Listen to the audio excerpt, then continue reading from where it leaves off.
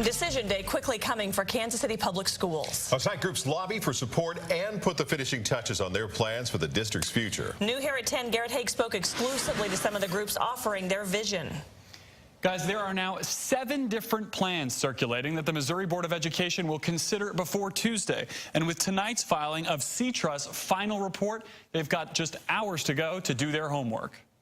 The final draft of the controversial C-Trust plan is in. It still plans to replace KCPS with networks of largely autonomous schools.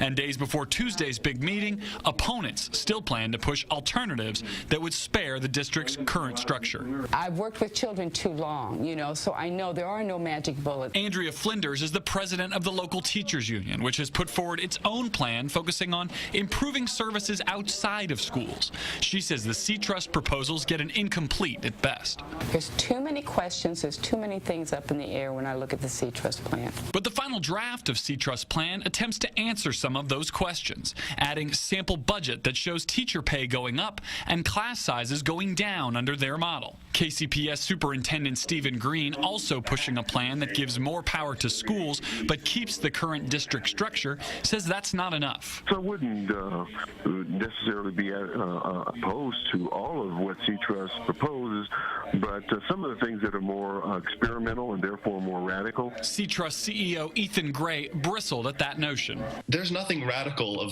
about ensuring that every child has pre-K or putting teachers in charge of schools or being able to pay teachers 20% more or even being able to lower class sizes.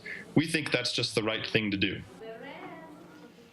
Now, both KCPS and C-Trust plan to lobby for their respective plans over the weekend, including C-Trust filing an open letter to teachers in the hopes of winning them over. Tonight, only Commissioner Chris Nicastro knows which plan or combination of plans for state intervention she'll recommend on Tuesday. We've linked to all of those plans on KSHB.com.